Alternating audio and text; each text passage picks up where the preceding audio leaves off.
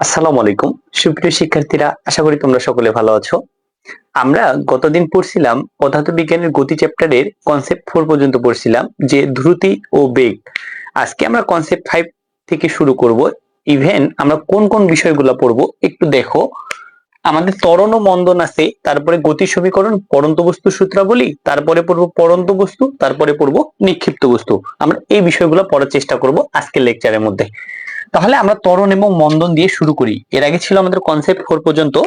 যারা এই ক্লাসটি বা এর আগের ক্লাসটি করনি, যারা এই ক্লাসটি প্রথম করতেছো, তাদের জন্য আমাদের YouTube channel nuclear science cadet YouTube চ্যানেলে প্রথম ক্লাসটি দেয়া আছে। তোমরা ওই ক্লাসটি করার পর এই ক্লাসটি করবে, তাহলে তোমাদের বুঝতে সুবিধা হবে ইনশাআল্লাহ।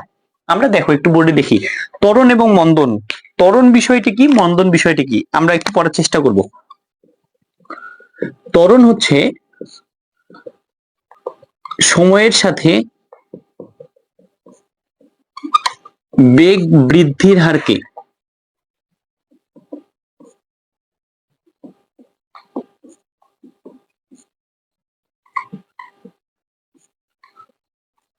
ত্বরণ বলে। ত্বরণের আরো একটা সংজ্ঞা আমরা দিতে পারি, বেগের পরিবর্তনের হারকেও ত্বরণ বলে।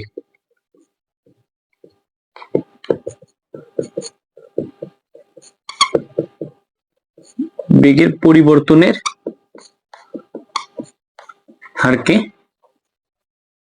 ত্বরণ বলে। তার মানে সময়ের সাথে বেগ বৃদ্ধির হারকেও ত্বরণ বলে, বেগের পরিবর্তনের হারকেও ত্বরণ বলে। ত্বরণকে এ দ্বারা প্রকাশ করা হয়, ত্বরণকে এ দ্বারা প্রকাশ করা হয়। তাহলে হচ্ছে ত্বরণকে যদি আমরা এ দ্বারা প্রকাশ করি, ত্বরণের একটা ইকুয়েশন আছে, a equal v minus u divided t. তার মানে বেগের পরিবর্তন অবশ্যই দুইটা বেগ, একটা আদি বেগ একটা শেষ বেগ। আর ফিজিক্সের ভাষায় কোনো কিছুর হার মানে সেটা সময় দ্বারা ভাগ। তাহলে এখানে বেগের পরিবর্তনের হার, হার কেন, কারণ সময় দ্বারা ভাগ। আর বেগের পরিবর্তনের হারই হচ্ছে ত্বরণ, বা সময়ের সাথে যদি বেগ বৃদ্ধি পায় তাকেও আমরা ত্বরণ বলতে পারি। এখান থেকে আমাদের একটি ইকুয়েশন চলে আসে, আমরা যদি আড়াআড়ি গুণ করি, V minus you equal A T, তাহলে ভি ইকুয়াল মাইনাস ইউ পার করে দিলে plus V equal you plus A T. এটা হচ্ছে গতির প্রথম সূত্র, আমাদের এই ত্বরণ থেকেই আসে।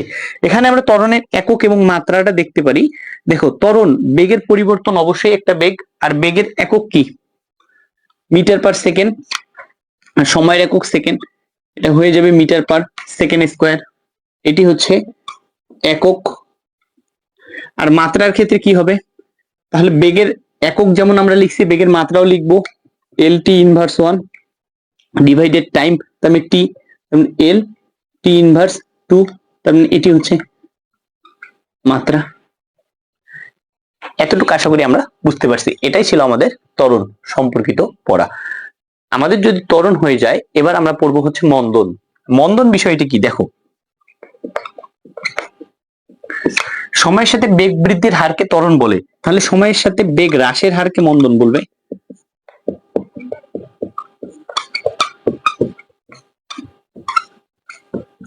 বেগ হ্রাসের হারকে মন্দন বলে। মন্দনের আরো একটা সংজ্ঞা আছে, ঋণাত্মক ত্বরণকেই মন্দন বলা হয়, ত্বরণকে মন্দন বলা হয়। তার মানে যেমন আমরা বলতে পারি a equal minus 2 metre per second square, তার মানে এটি মন্দন। কেন, কারণ ত্বরণটা ঋণাত্মক।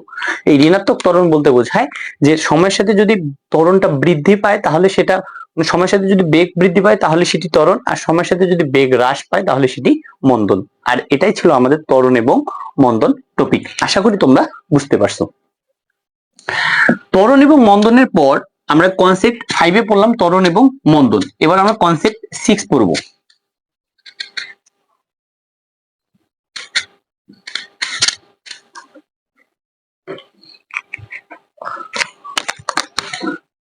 কনসেপ্ট 6 এর মধ্যে পড়ব গতির সমীকরণ। আমাদের গতির সমীকরণ বিষয়টি পড়ে ফেলবো এখানে। গতির সমীকরণ, এই গতির সমীকরণ আছে মূলত 4টি। এই কথাটাও আসে এমসিকিউ এ। গতির সমীকরণ কয়টি, 4টি। আমরা দেখব কি কি সমীকরণগুলো। ভি ইকুয়াল ইউ প্লাস এটি, 2 হচ্ছে v square equal you square plus 2as। 3 হচ্ছে s equal u t plus half a t square.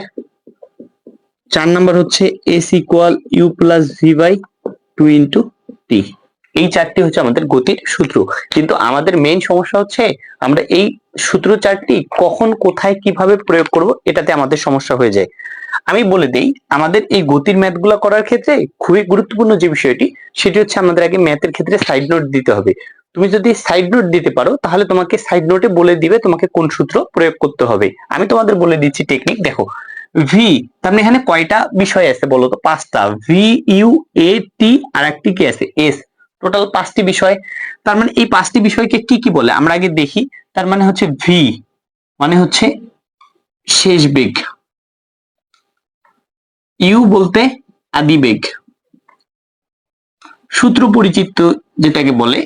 এ হচ্ছে ত্বরণ, এস হচ্ছে সরণ, আর টি হচ্ছে সময়। এগুলো আমাদের সূত্র পরিচিতি, মানে কোনটাকে কি দ্বারা প্রকাশ করা হয়, এর নাম। ভিতে কি, এতে কি, ইউতে কি, টিতে কি, এসতে কি। এখন আমরা এই সূত্রটা কখন প্রয়োগ করব? যখন আমরা সাইড নোট দেখব, দেখার পর যে দেখবো আমাদের কি বলেন তো, যখন সরণ দেয়া থাকবে না, মানে যখন এস থাকবে না, তখন আমরা এই সূত্র প্রয়োগ করব। আর এর মধ্যে কি মিসিং? দেখো, ভি আছে, ইউ আছে, এ আছে, এস আছে, তার মানে এখানে কি নেই বলেন তো? টি, মানে যখন সময় থাকবে না, সময় থাকবে না কিন্তু এই চারটার মধ্যে যে কোনো একটা মান চাবে, তখন আমাদের এই সূত্র প্রয়োগ হবে। এর ক্ষেত্রে কি নেই? এস আছে, ইউ আছে, টি আছে, এ আছে, তার মানে শেষ বেগ নেই, যখন ভি থাকবে না। আর এর ক্ষেত্রে কি নেই? ত্বরণ নাই, তার মানে এটার ক্ষেত্রে লিখবো যখন এ থাকবে না। তার মানে এই বিষয় চারটি মনে রাখলে আমরা কি বলতো, গতির সমীকরণের যে ম্যাথ গুলো আসে আমরা ইনশাল্লাহ পাবো। আমরা এই ম্যাথ গুলা যখন আমরা সিকিউ সলভ করবো বা এমসিকিউ সলভ করবো তখন আমরা পড়ে ফেলবো। তোমরা আপাতত নোট ওয়াইজ লিখে রাখো, এবং কিভাবে প্রয়োগ করতে হবে সেটি তো আমি বলে দিলাম। আমরা ম্যাথের ক্ষেত্রে সেটা সেভাবে প্রয়োগ করব। এখানে আরো একটা বিষয় আসে যে সমবেগের জন্য সূত্র আছে, এর আগে আমরা পড়ছিলাম যদিও, তারপরে লিখতে পারো যে সমবেগের জন্য একটি সূত্র আছে। সমবেগের জন্য সূত্র হচ্ছে এস ইকুয়াল ভিটি। এই বিষয়গুলো থেকে আমাদের ম্যাথ আসে, আমরা এগুলো দিয়ে ম্যাথ করবো ইনশাল্লাহ। আর কনসেপ্ট 6 এ আমাদের এটাই হচ্ছে টপিক, যে গতি সমীকরণ, গতি সমীকরণ থেকে কি কি আসে। এই গতি সমীকরণ যদি আমাদের হয়ে যায়, তারপরে আমরা পড়বো কনসেপ্ট 7। এই কনসেপ্ট 7 আমরা কি কি পড়বো বাবা?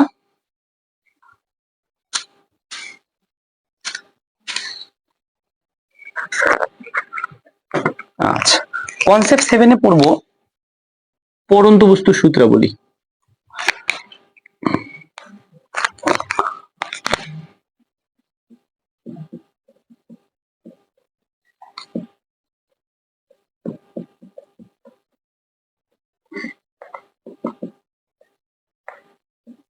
এই পরন্ত বস্তু সূত্রাবলী প্রদান করেন হচ্ছে বিজ্ঞানী গ্যালিলিও।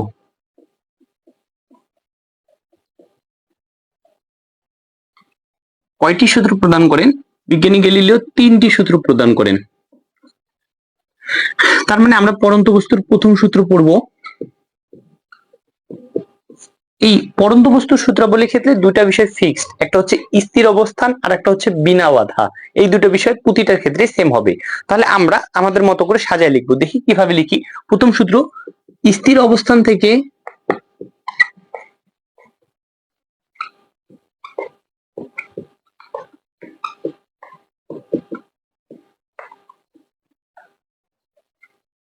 স্থির অবস্থান থেকে বিনা বাধায় পরন্ত বস্তু সমান সময়ে সমান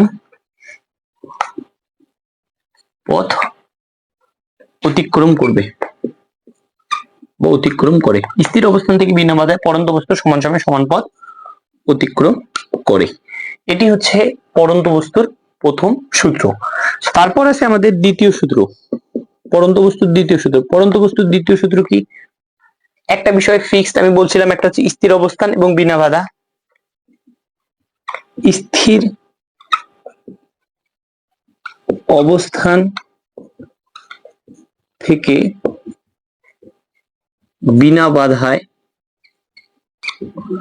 স্থির অবস্থান থেকে বিনা বাধায় পরন্ত বস্তুর নির্দিষ্ট সময়ে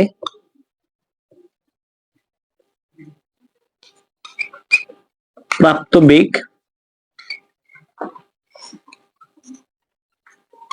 ওই সময়ের সমানুপাতিক।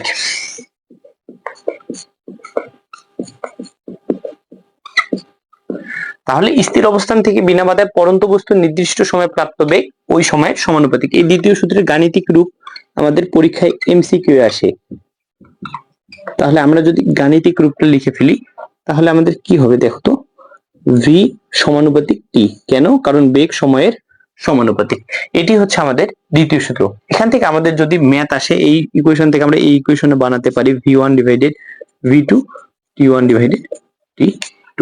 আমাদের ম্যাথের ক্ষেত্রে, আমরা এমসিকিউ এর ক্ষেত্রে প্রয়োগ দেখব। তারপর আমাদের পরন্ত বস্তুর দ্বিতীয় সূত্র শেষ। তাহলে পরন্ত বস্তুর দ্বিতীয় সূত্র হচ্ছে স্থির অবস্থান থেকে বিনা বাধায় পরন্ত বস্তুর নির্দিষ্ট সময়ে প্রাপ্ত বেগ ওই সময়ের সমানুপাতিক। এটি হচ্ছে আমাদের দ্বিতীয় সূত্র। তাহলে আমরা তৃতীয় সূত্র একটু দেখি। প্রথম সূত্রটা আমি মিশাই দিই, তাহলে আমরা উপরেই দেখব তৃতীয় সূত্র। তৃতীয় সূত্রটি কি হচ্ছে,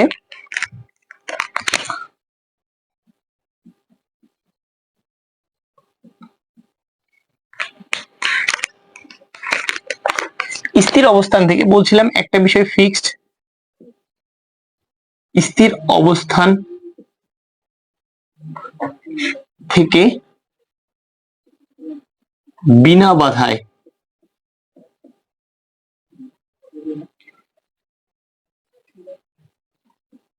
পরন্ত বস্তু যে উচ্চতা বা দূরত্ব, যেটাই বলো, যে উচ্চতা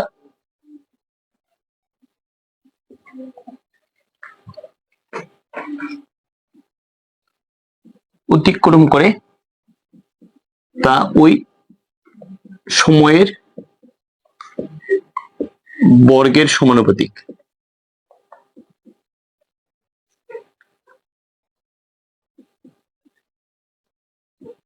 তাহলে এটার গাণিতিক রূপ কি হবে?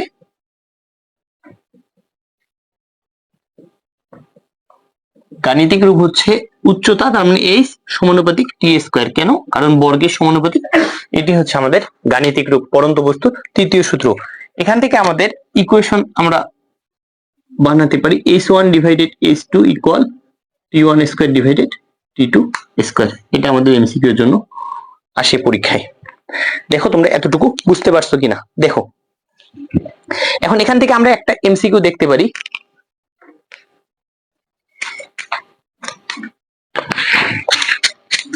দেখো, তার মানে আমাদের পরন্ত বস্তুর প্রথম সূত্র শেষ, দ্বিতীয় সূত্র শেষ, এবার আমরা তৃতীয় সূত্র পড়ে ফেললাম। তাহলে একটা আমরা এমসিকিউ দেখি। পরন্ত বস্তু 6 সেকেন্ডে 72 মিটার দূরত্ব অতিক্রম করলে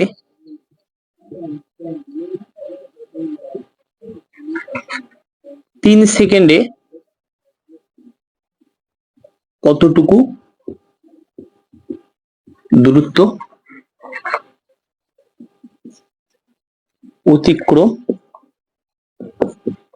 করবে? এটা হচ্ছে আমাদের প্রশ্ন। তাহলে এটা যদি হয় তাহলে দেখো তো আমরা তৃতীয় সূত্র থেকে কার সাথে কার সম্পর্ক, পরন্ত বস্তু 6 সেকেন্ডে 72 মিটার, তাহলে 72 মিটার বলতে কি উচ্চতা বোঝাচ্ছে, আর টি বলতে সময়। তাহলে পরন্ত বস্তুর ক্ষেত্রে উচ্চতার সাথে সময়ের সম্পর্ক কোন সূত্রতে? প্রথম সূত্র, দ্বিতীয় সূত্র না তৃতীয় সূত্র? অবশ্যই তৃতীয় সূত্র। তাহলে এটি যদি হয় আমরা সাইড নোট ওয়াইজ দেখতে পারি বোঝার সুবিধা অর্থে। তার মানে h1 কত? 72 মিটার। তবে t1 6 সেকেন্ড, t2 3 সেকেন্ড। আমাদের দরকার h2 এর মান। তাহলে কি আমরা জানি আমরা জানি কি বলতো, h1 divided h2 equal t1 square divided t2 square. তোমরা ম্যাথের সুবিধা অর্থে দেখো আর গুণ করবা, তাহলে আমরা যেটা মান বের করবো সেটা বামে রাখবো। তাহলে হচ্ছে h2 t1 square h1 t2 তার উপর স্কয়ার। তাহলে আমাদের দরকার h2 এর মান, তাহলে h1 t2 স্কয়ার ডিভাইডেড কি হবে t1 স্কয়ার। তাহলে h1 এর মান কত 72, t2 স্কয়ার মানে 3 তার উপর স্কয়ার, আর t1 স্কয়ার মানে 6 তার উপর স্কয়ার। তার মানে মানে এখানে কত আসে 72 ডিভাইডেড 36 ইনটু 3 এর উপর স্কয়ার মানে 9। এটা যদি আমরা কাটাকাটি করি তাহলে কত আসে, এখানে 2 আসে। তার মানে 9 দুগুণা কত হয় বলো তো 18 মিটার। এটাই হচ্ছে আমাদের অ্যান্সার। আশা করি তোমরা বিষয়টা বুঝতে পারছো যে পরন্ত বস্তু থেকে আমাদের এমসিকিউ এর জন্য কি কি প্রশ্ন আসতে পারে। এগুলো অনেকগুলো বোর্ডে আসছে, খুবই গুরুত্বপূর্ণ। ইভেন ডিরেক্ট এটাও বলে যে পরন্ত বস্তুর তৃতীয় সূত্রের গাণিতিক রূপ কোনটি, পরন্ত বস্তুর তৃতীয় সূত্রের গাণিতিক রূপ কোনটি, এটাও আমাদের বলে। তার মানে গাণিতিক রূপ হচ্ছে এটি। আর আমাদের যদি ম্যাথ আসে তাহলে এভাবে আসবে। আশা করি তোমরা বিষয়টা বুঝতে পারছো। আমরা গাইড খুললেই দেখতে পাবো এবং আমরা সেই অনুযায়ী প্র্যাকটিস করবো ইনশাল্লাহ। এগুলোই ছিল আমাদের কনসেপ্ট 7 এর মধ্যে পরন্ত বস্তুর সূত্রাবলীর মধ্যে আলোচনা। এখন আসো আমরা যদি পরন্ত বস্তুর এই সূত্রগুলি বুঝতে থাকি, এখান থেকে আমরা শুধু পরন্ত বস্তু হলো পরন্ত বস্তুর ক্ষেত্রে কি কি ঘটনা ঘটে এবং নিক্ষিপ্ত বস্তুর ক্ষেত্রে কি কি ঘটনা ঘটে, আমরা এগুলো কনসেপ্ট ওয়াইজ দেখবো।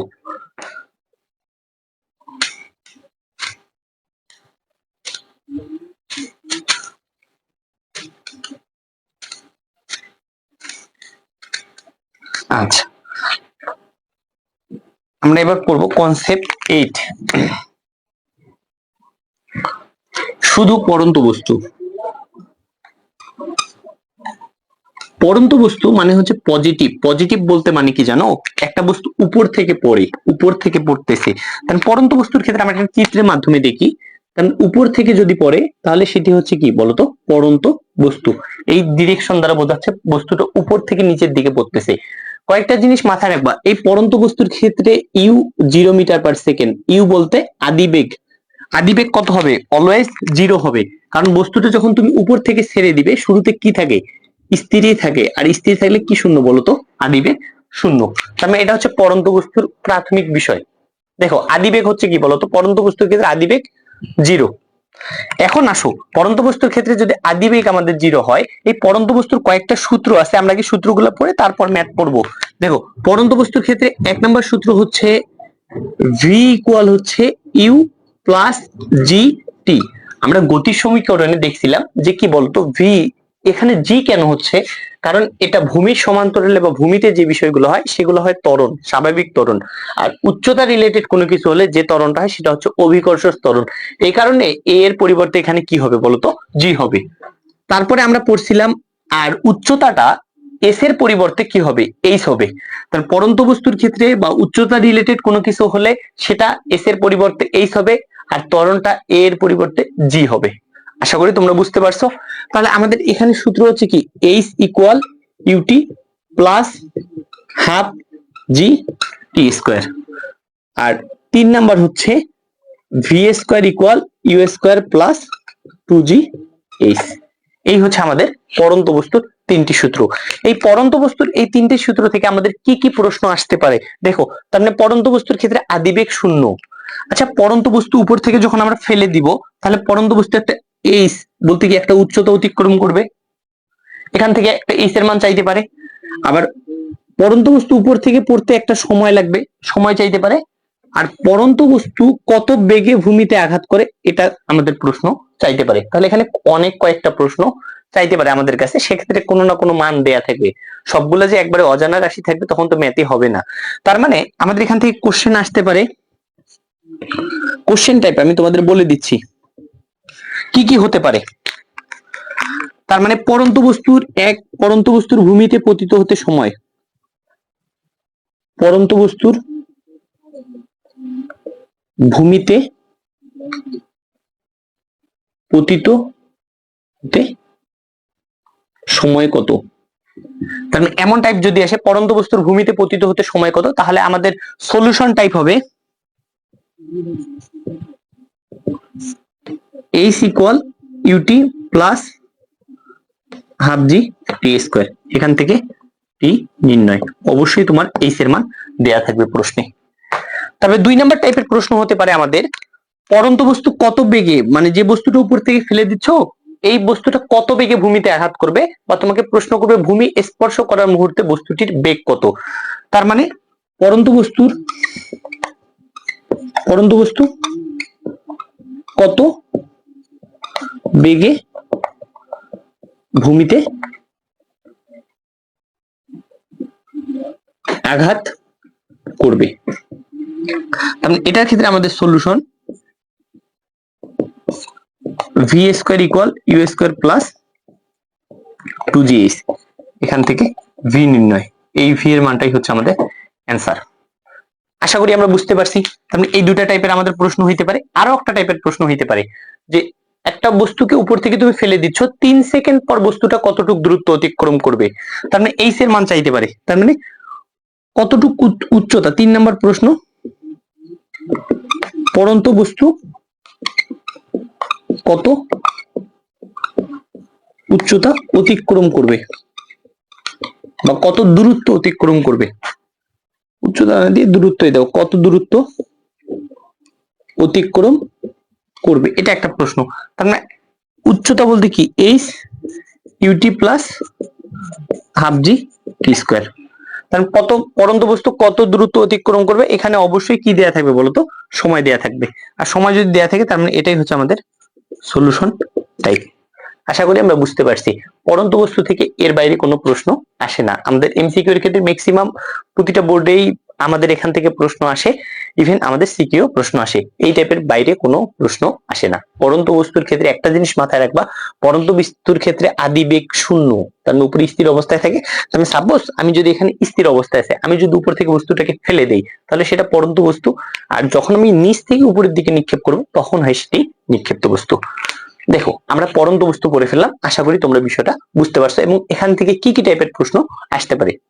দেখো এরপরে পড়ন্ত বস্তুর পর আমরা এবার পড়ব কনসেপ্ট 9, নিক্ষিপ্ত বস্তু।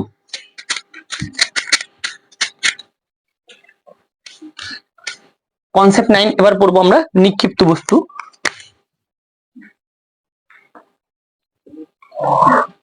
নিক্ষিপ্ত বস্তু, নিক্ষিপ্ত বস্তু মানে নেগেটিভ।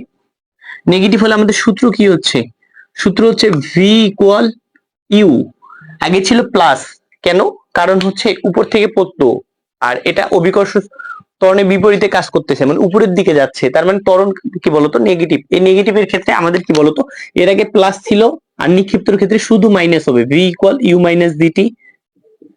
2 হবে কি বলতো h equal u t minus half g t square. 3 number হচ্ছে v square equal you square minus 2জি এইচ। এই তিনটা হচ্ছে আমাদের নিক্ষিপ্ত বস্তুর ক্ষেত্রেও সূত্র। নিক্ষিপ্ত বস্তুর ক্ষেত্রে আমরা একটু চিত্রটা দেখবো, তাহলে আমাদের বুঝতে সুবিধা হবে। নিক্ষিপ্ত বস্তুর ক্ষেত্রে আমরা বস্তুটাকে নিক্ষেপ করলাম, বস্তুটা উঠবে, কারণ নিক্ষিপ্ত বস্তুর ক্ষেত্রে অবশ্যই একটা আদিবেগ দেয়া থাকবে, আদিবেগের মান দেয়া থাকবে, নয়তো বস্তুটা উঠবে কিভাবে বাবা বলো। একটা বস্তুকে যদি তুমি বেগ না পাও তাহলে বস্তুটা উপরে উঠবে, উঠবে না। অবশ্যই একটা বেগের মান আমরা ধরে নিলাম, আদিবেগ কি বলতো 20 মিটার পার সেকেন্ড বেগে একটা বস্তুকে উপরের দিকে নিক্ষেপ করা হলো। একটা জিনিস মাথায় রাখবা, নিক্ষিপ্ত বস্তুর ক্ষেত্রে সর্বাধিক উচ্চতায় শেষ বেগ শূন্য, সর্বাধিক উচ্চতায় ভি ইকুয়াল 0, এটা হচ্ছে নিক্ষিপ্ত বস্তুর ক্ষেত্রে। কেন, কারণ আমরা যদি একটু দেখি যে দেখো নিক্ষেপ করলাম, বস্তুটা উপরে ওঠার পর কিছুটা সময়ের জন্য হলেও থেমে গেছে, ন্যানো সেকেন্ডের জন্য হলেও থেমে গেছে, তার মানে তখন তার কি বলতো শেষ বেগ শূন্য। এই কারণে বলে নিক্ষিপ্ত বস্তুর ক্ষেত্রে শেষ বেগ শূন্য। তার মানে আমরা এই পয়েন্টটা মনে রাখবো ভালোভাবে। এখান থেকে আমাদের নিক্ষিপ্ত বস্তুর ক্ষেত্রে কি কি টাইপের প্রশ্ন হতে পারে। একটা বস্তুকে তুমি নির্দিষ্ট পরিমাণ বেগে উপরের দিকে নিক্ষেপ করলে বস্তুটা সর্বাধিক উচ্চতায় উঠবে না, তুমি সর্বাধিক কত উচ্চতায় উঠবে, এখান থেকে এইচ এর মান চাইতে পারে। ইভেন সর্বাধিক উচ্চতায় উঠতে বস্তুটার কতটুকু সময় লাগতে পারে, তার মানে টির মানও আমাদের চাইতে পারে। তাহলে আমরা একটু কোশ্চেন টাইপটা অ্যানালাইসিস করি, কি কি কোশ্চেন আসতে পারে। 1 নাম্বার, বস্তুটি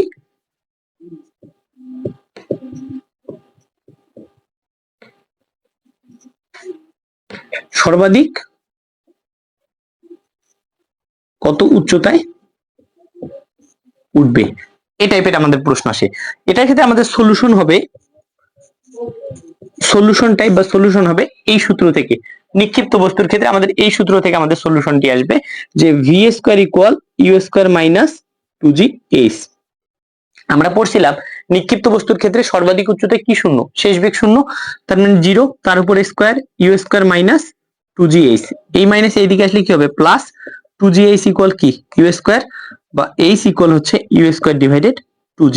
আমরা শুধু মান বসাই দিয়ে ক্যালকুলেশন করব, তাহলে আমরা সর্বাধিক উচ্চতা পেয়ে যাব। এটাই হচ্ছে আমাদের সলিউশন টাইপ, যে একটা নিক্ষিপ্ত বস্তুর ক্ষেত্রে একটা বস্তুকে আমরা উপরের দিকে নিক্ষেপ করলাম, বস্তুর সর্বাধিক কত উচ্চতায় উঠবে, তাহলে আমাদের এটা সলিউশন টাইপ। আশা করি বুঝতে পারছো। তাহলে এই নিয়মে আমরা সলিউশন করব বা এই প্রসেসে সলিউশন করব। তাহলে বস্তুটা সর্বাধিক কত উচ্চতায় উঠবে এটা একটা প্রশ্ন হইতে পারে, বা 2 নাম্বার কোশ্চেন হইতে পারে, বস্তুটি সর্বাধিক উচ্চতায় উঠতে কত সময় লাগবে, বস্তুটির সর্বাধিক উচ্চতায় উঠতে কত সময় লাগবে। তাহলে একটা বস্তুকে তুমি উপর থেকে নিচ থেকে উপরের দিকে নিক্ষেপ করলা, বস্তুর সর্বাধিক উচ্চতায় উঠতে তো একটা সময় লাগবে, এই সময়টা কতটুকু। তাহলে এর ক্ষেত্রে আমাদের সলিউশন টাইপ হবে v equal you minus G T. তাহলে সর্বাধিক উচ্চতায় কি শূন্য, শেষ বেগ শূন্য, 0 হলে ইউ মাইনাস জিটি, এই মাইনাস জিটি এর পাশে আসলে জিটি প্লাস শুধু ইউ থাকে, তার মানে টি ইকুয়াল কি বলেন তো, ইউ ডিভাইডেড জি। এটা হচ্ছে আমাদের মূল কাঙ্ক্ষিত লক্ষ্য, যে একটা বস্তু সর্বাধিক উচ্চতায় উঠতে কতটুকু সময় লাগবে। এটি ছিল আমাদের পড়ন্ত বস্তু এবং নিক্ষিপ্ত বস্তুর এই টাইপের প্রশ্ন, আমাদের কনসেপ্ট 9, যেটি ছিল আমাদের আজকে পড়ার বিষয়। আমরা শুরুতে বলছিলাম যে আজকে আমরা কোন বিষয়গুলো পড়বো, ত্বরণ এবং মন্দন থেকে পড়ন্ত বস্তু এবং স্পেসিফিক ভাবে নিক্ষিপ্ত বস্তু পড়ে ফেলবো। আশা করি তোমরা ক্লাসটি বুঝতে পারছো। তোমরা যদি ক্লাসটি বুঝে থেকো তাহলে তোমাদের বন্ধুদের বেশি বেশি করে জানাই দাও, আর ক্লাসটি বা আমাদের চ্যানেলটি তোমরা সাবস্ক্রাইব করিও, বেশি বেশি করে শেয়ার করিও। ধন্যবাদ সবাইকে ক্লাসটি করার জন্য। আল্লাহ হাফেজ।